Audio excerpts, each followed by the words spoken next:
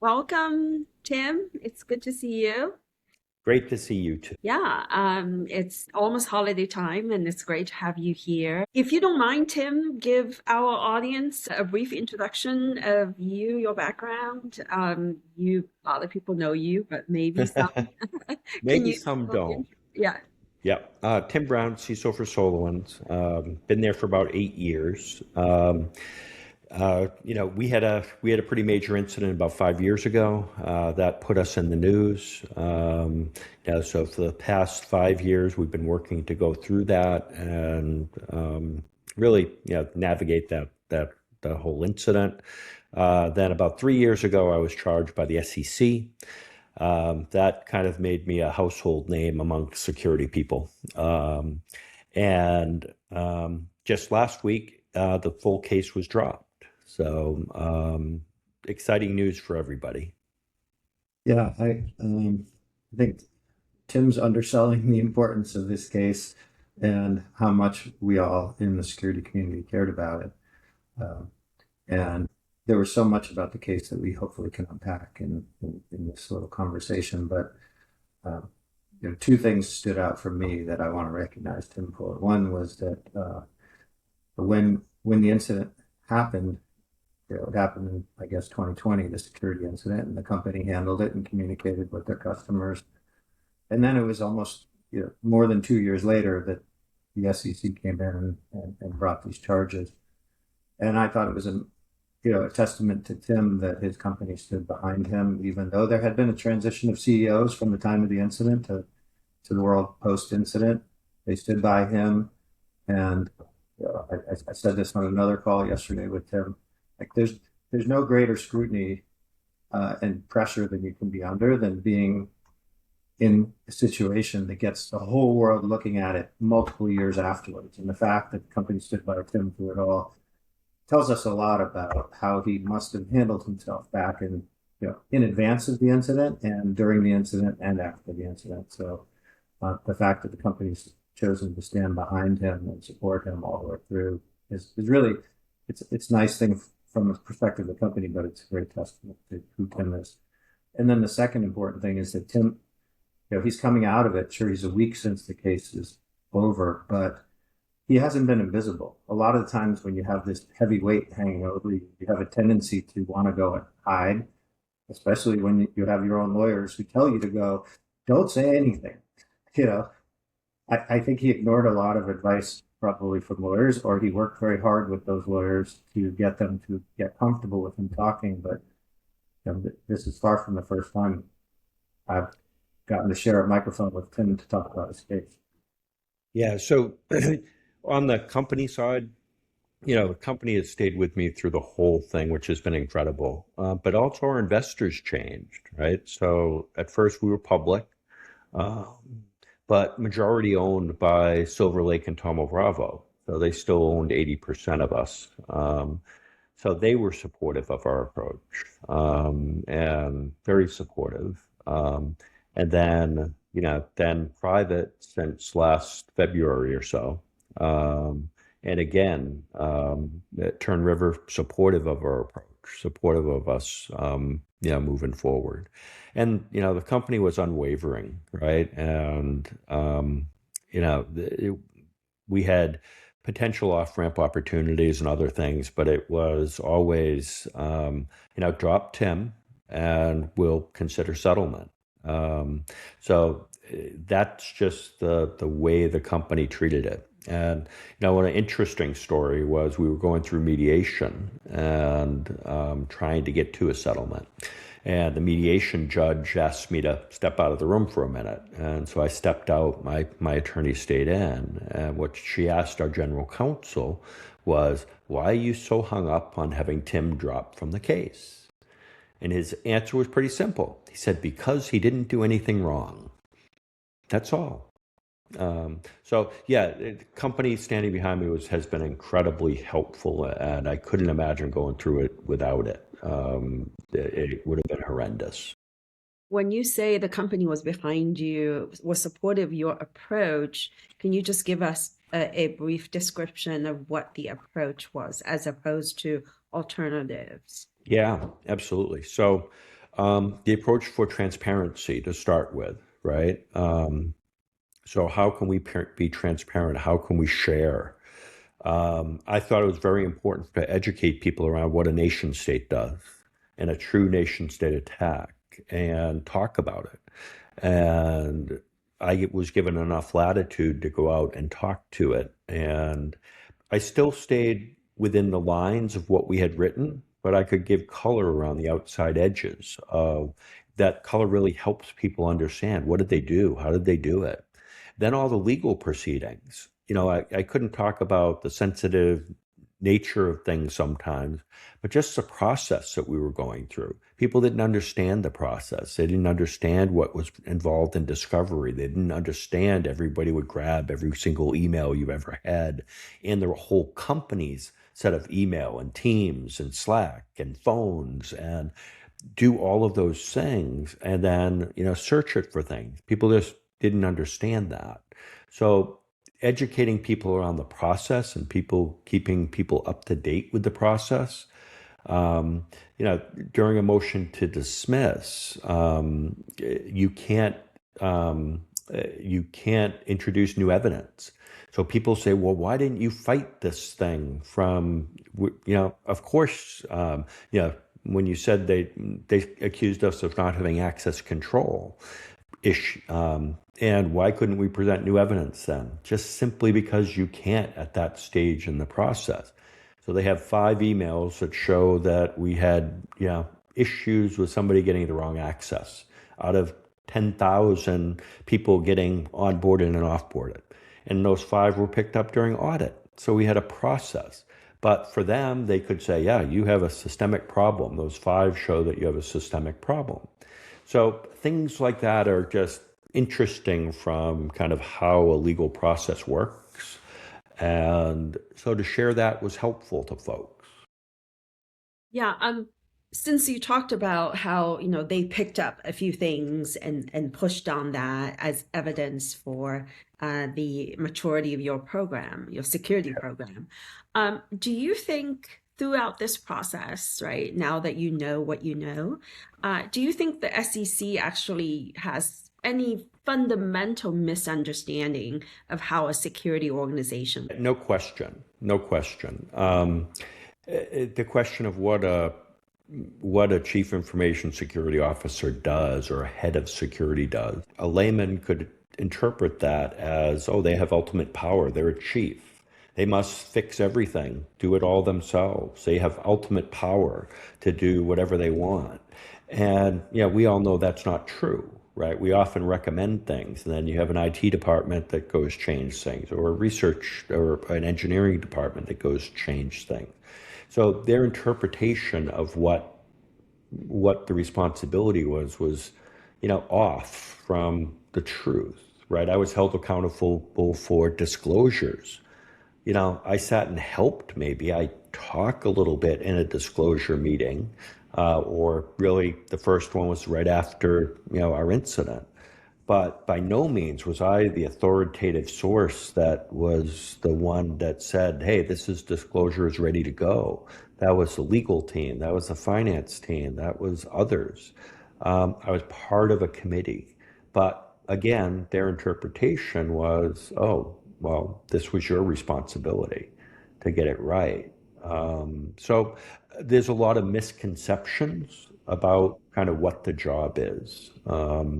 And that bled into a lot of the charges, right? The misconceptions of the charges of the position. So the charges are ultimately dropped, right? And also taking a step back, just for those that may not be as familiar with the case, the charges were brought against you personally, right, Tim? Not Yeah, against the company as a whole, right? both, Or both. Okay, both. So there's charges against me and charges against the against company. the company. So, but they come in the same complaint. But there's, I am named and the company is named. No other individuals were named. So the charges were dropped. The charges against you were dropped, or both are dropped? Both were dropped. Both were Yeah, dropped. so charges were dropped against me, and then charges were also dropped against the company. So the full case is dropped with prejudice, means that they cannot go back and retry. This is the final closure. So Right. Tim, can I ask Yeah. a follow-up question on the charges? Like, obviously, my case, your case, and then the cases we've seen since, like the Department of Justice has continued to bring some civil fraud cases around people in cybersecurity. But there's a consistent pattern, which is it's focused on the role of, it's focused on how the company is representing their security posture to the government. Uh, what is your takeaway in terms of how security leaders should think about this pattern, and these series of cases, and the fact that like historically maybe we didn't think it was in the scope of our role to be paying attention to everything that the marketing team says about us. Yeah, I think it is important because public statements in any form end up being questioned. Public statements end up being looked at whether right or wrong, right? Whether it's posturing, whether it's just marketing, whether it's a security statement. Um, all of those things get questioned after the fact. So, very important to pay attention to those, very important to have them reviewed by your legal teams, very important to have them be appropriate and not overselling. Um, so there's a line there, but definitely important for security people to understand what is being represented in the in the external world on security. There was a lot of talk about kind of what some of the marketing material kind of meant, and the lawyers used, I'm trying to remember, it was a good term. Puffery was the term. And puffery, yes. So puffery is, oh, well, that's what this is. This is selling. It's not a statement of fact. It's a statement of for marketing or something. It's a puffing up of a statement. And those should not be considered that you were representing, a legal opinion or major opinion of things.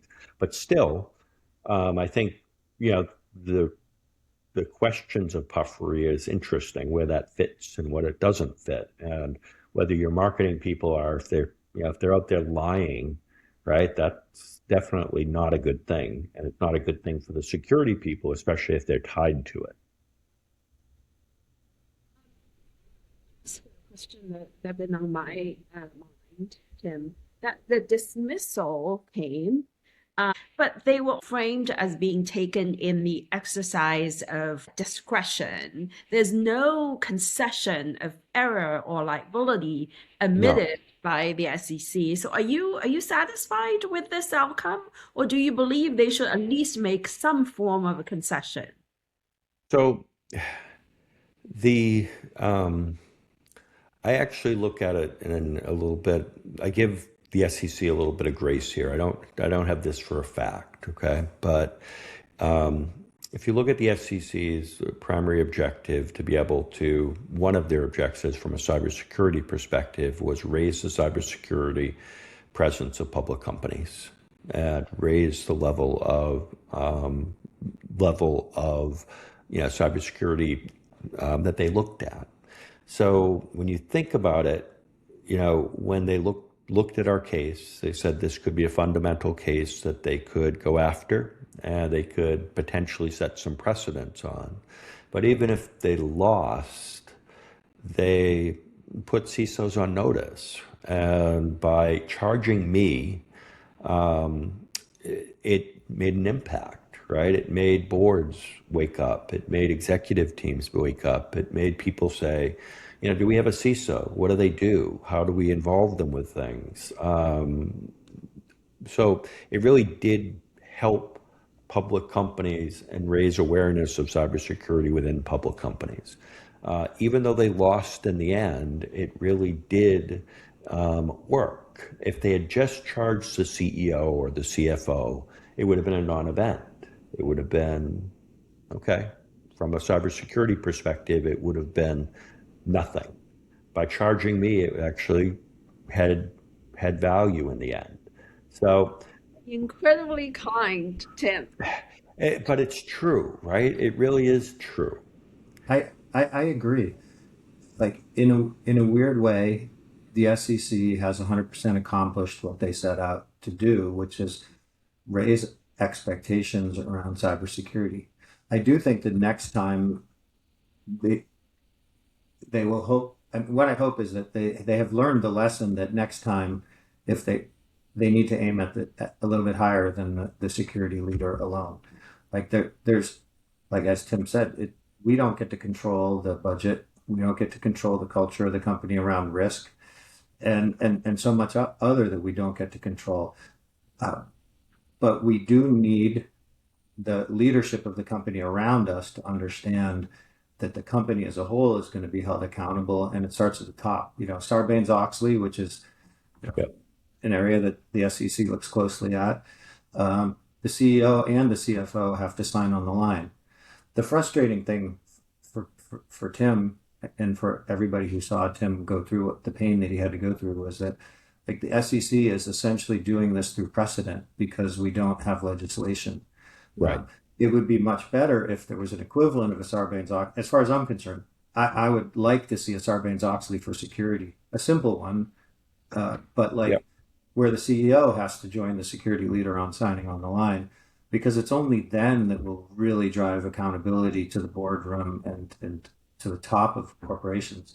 And until then, I think a lot of security leaders are still nervous. Like Tim, I'm sure you get contacted by people all Absolutely. the time asking, should I do this job? How do you Yeah. talk to them? Yeah. And, the job is still incredible, right? And it has a lot of meaning. And without it, our companies would be at great risk. So, and I think today there's a number of things that people can do to control some of their liability, right? Great job description, document everything, make sure that you have. When I say great job description, that includes what you do and what you don't do, right? I am a member of the disclosure committee. That does not mean I make decisions about disclosure, right? I am a member of a committee. I I make recommendations. That doesn't mean I can always have those recommendations followed, but I do make recommendations, right? I, communicate to my management staff. That doesn't mean my messages flow through to the executive team. So a number of things could be stated that hopefully can help if anything ever comes up legally. But I'm a big fan of getting to some type of Sarbanes-Oxley model for CISOs. I think it would give a safety net. I think it would give audit. I think that audit could give a good baseline of a good security controls and practices are being followed. And I don't think it needs to necessarily be super onerous to get to that level, but it would give cover for the CISOs to be able to make sure that they can appropriately communicate. It's hard to when you start getting hung up on the risk associated with words you're using. It's very hard to do your job well. And it's very hard to communicate risk. It's very hard to go through and say, hey, things need help. Um, so it's very important that not everybody gets stuck in that rut of saying, well, I'm just going to, go along and not make waves and not kind of do my job, right? Because that's what our job is. It's to highlight risk and see risk getting fixed and do it again and do it again and do it again. So it's very important for us to be able to do that and then have appropriate kind of safety net out there. So I am hoping that we can get through to some folks and start having conversations of what a good model would look like. I know, Joe, you've talked about that it will be a great service to the community if we have a sort of standardized job description for the CISO, right? And what he or she, what his or her responsibility scope is, and what they are in charge of, what things they collaborate on. Do we have any? Have we made any progress in that as a community? There's been a lot of efforts, but I think they all get bogged down for a couple of different reasons. One is that, like, let's be honest, the profession is really new and the role is really new and it's still evolving. And as a result, so many of us who have been in the role, we come from different backgrounds. We would argue with each other more than with anyone else over like who's qualified for the role and what do they need to be successful in the role. And then, like, if you look across corporations, the role reports up like some place it reports to a technical leader, some place it reports to a risk leader, meaning like the general counsel or the CFO. Sometimes it reports directly to the CEO. It's all over the place, and so we have to get our house in order a little bit, and then maybe there's another part to it, which is the job is fundamentally different in different industries to a certain extent as well, Yeah. because the like if you look at financial services, the job is very different than the companies that I worked in, tech companies, where we're dealing with like large engineering teams doing innovative things and financial services handling people's money. And so there's a whole set of regulators who've gotten hands on around cybersecurity and financial services that just doesn't exist over in this tech corner. And it's different in Europe and it's different in Asia and so on. And so we've struggled. But like Tim says, like you can write a job description for the specific role that you're taking. I've seen that people say that's a good best practice as you're going into a role to have a back and forth with the company and defining the scope of your responsibility. And in particular, I think because of the risk we're talking about, the focus should be on communication about security because that's where like right now it seems like a large percentage of the risk is around not how well you did the security job, but how well you manage how the company talked about it. Yeah. Um, and Tim, we talked about this can be a Hollywood documentary, right? Your case and your experience. And we were on the call yesterday. There was a discussion of who gets to play you. Uh, what is your pick for a Hollywood actor to play you? I don't know. I like the idea of Morgan Freeman. That was pretty cool. Morgan? He'd make a Oh, good me. Um, yeah. So yeah. I mean, it is a story, right? A nation state attack doesn't happen very often, or doesn't get publicized very often, right? So we have few kind of public areas, and it becomes a little spy movie, right? Of why they're trying to get there, what they're trying to get. We become a route to that, and yeah, then all the theatrics that go around the outside. So make a good documentary. sure. Tim, do you think that the decision to be transparent at the time was something that invited more scrutiny or that gave you more support? Um, so from the SEC, Yeah. yeah, I think it probably invited a little bit more, right? I was enough of a face out there that I would think that it said, okay, well, Tim's pretty public. He's out there. He's going to keep going, and that's what we really want, right? We don't want it to be quiet. We do want it to be public and to be able to make a difference. At least that's what I would be thinking, right? That so if I had somebody that was just going to sit in the back room and not talk and just be doing their thing, then that probably wouldn't have been as useful, right? So um, I expect some people were thinking, right? And because we were forced to be public, right? We had no choice, right? It was on 60 Minutes the day after it happened, and it spread across the world.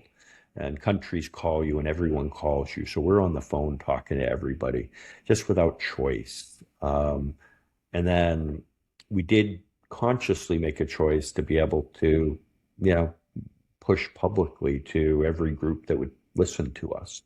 So we did all of that during the incident. And then, so it did become very well known that we had made a precedent of we're going to talk. Um, so from, if I was the SEC, I would have been thinking, oh, interesting. Okay. So they're going to be, they'll talk about things. So I think it probably did play a factor in it. Um, any point during this whole experience, did it ever get too much for you? You know, personally, you're the face of a big incident, you're target of a government lawsuit. So what's the personal cost? So the heart attack did. The day the week that I was charged, right? I was in Zurich, and I had a heart attack, and I was stupid enough to fly home, and then ended up with a 90% blockage in one artery, 75% in another, but all better. So what I didn't realize is the stress was building up, right? And I should have gone through stress tests, and I should have been proactive on my health during that period of time because, although I thought I was feeling it and I thought I was dealing with it fine, it really was all building up. And so that was the big one. That was the big one. Um, I got to the point of just, especially after the heart attack, it was like, yeah, other people are driving the boat. They're doing fine. We're going down a river. I'm just a passenger. I'll help the lawyers when I can, but it's really completely out of my control. And if I have to pay a fine and be barred from an officer and a director, I will, and I'll survive it. Um, so once you get to acceptance, it helps. To be able to manage some of it. But it is a path. What were the things that helped you? Yeah, the community really helped, right? And people really helped. And so I I don't recommend people do this. That's the first thing. But I compartmentalize. I very much compartmentalize, and I don't bring this stuff home. Um, I live on a farm. I have, horses, little mini donkeys. I can go hug them. But that's my stress relief. That's my safe place. That's what my wife said. She said, I know this is your safe place, but if you have to talk to me, you can. But I didn't cross over very much. That's just the way that I dealt with it. So I would yell at my CISO friends and other community people and that type of stuff and use them as my sounding board. But my home was a completely different kind of space. So as she says, my work voice is on or my normal Tim the farmer voice is on. So that has kept me sane for the last 30 years. I've always had that kind of model. So I didn't change it when this happened. But community saved me. Even internally, one of the things people don't understand. So from the company perspective, the only ones that worried about the legal stuff was the legal team, my general counsel, my CEO, and me. So we didn't hold all hands and updates. I talked more externally about things than I did internally. Internally, we needed the company focused on getting better, right? We needed the company focused on where it was going, not this incident that occurred. So definitely did not try to drive, support with inside. I got support inside, but we just didn't, we didn't allow that to disrupt the company. So it was very important for me not to do that, right? Because we were on a recovery path. So it was also kind of didn't become all consuming because you had other focuses, right? Exactly. I have to say Exactly. you did an incredible job throughout this ordeal because you've always engaged with the community. You never sort of went away and hide, and you faced it head on. I don't know if many others would do the same. So it's But you and have to remember the community support was my therapy. It really was, right? Because the story is a good enough story. You got out of it. People got things from it. So every time I talked, people were, thankful, right? They were happy that I shared. They were truly got something out of it. So that side of the world, why I say it was therapy, it really was. It was able to, just talk to people about what went on, give them some good knowledge, and then it gave me some, I'm an introvert by my I've been learned not to be one, but the sometimes by choice, right? But it's okay, right? If I can help people and do things better, then it's great. So community was so strong in this that without everybody, I would have just been lost. yeah, and for Joe too, right? You've experienced the support of the community, and this community is a tight knit and very supportive community. And I feel lucky you are part of this community. I think it's unique in corporate America and maybe corporate globally, because I spend a lot of time talking with security leaders around the world, and I see over and over the kind of selflessness of the community in terms of everybody knows, there but for a couple of breaks go I, in every one of these situations, because none of us can deliver perfect security. And there's not an easy book to follow to do security well, and it's different in every environment. We talked about it's different where we report and the expectations on us.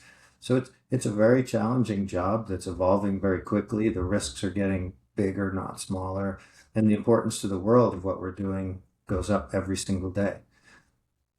Yep. And I think we give each other, because of that, we give each other some grace, right? We're not quick to jump and say, oh, well, you were incompetent in what you did because your security wasn't good enough.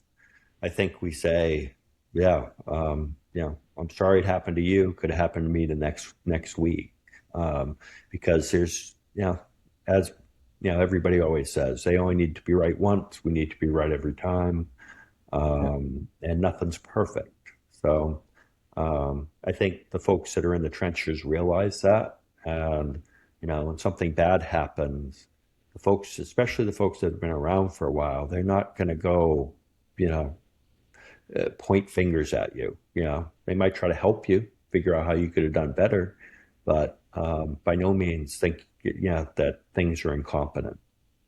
There's certainly very strong camaraderie in the community, and that's very evident in both of your cases, I think.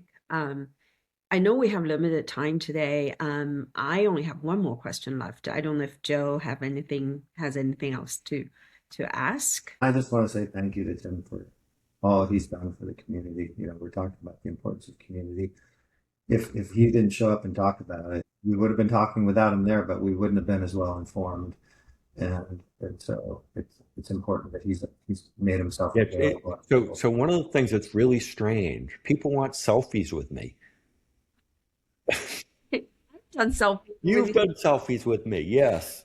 So you do But selfies with all over the everyone. world. I mean, I go to Australia and people want selfies. I go to Israel. It's like crazy. because But you're a nerd celebrity. There's the nerd famous and there's the famous. So you're very you done really well in the nerd I've famous. got my own little niche of celebrityism. Yes. Well, it's because of what you did. It's Yeah, because you showed up and you didn't run away. It didn't happen. It didn't happen to you. You brought it on yourself by the way you conducted yourself through this whole process. yeah. I think I actually posted on LinkedIn earlier that I said I've always known you as a soft-spoken person, Tim, and now I know there's like such strength underneath the soft-spoken surface. And we've all seen how you conducted yourself throughout this. And kudos to you, and thank you so much for the example you set for the community. I just want to say one last thing is what gives you hope for the future of security leadership? Yeah. So I am actually very hopeful. The next few years are going to be very interesting, and not just security leadership, but technology wise. We've got to use AI to get an advantage for us. And I think if we rethink how we're doing security, a lot of thought right now is going into, replacing the tools that we already use and making them more efficient, right? Which is fine. Good idea. It'll save us some money.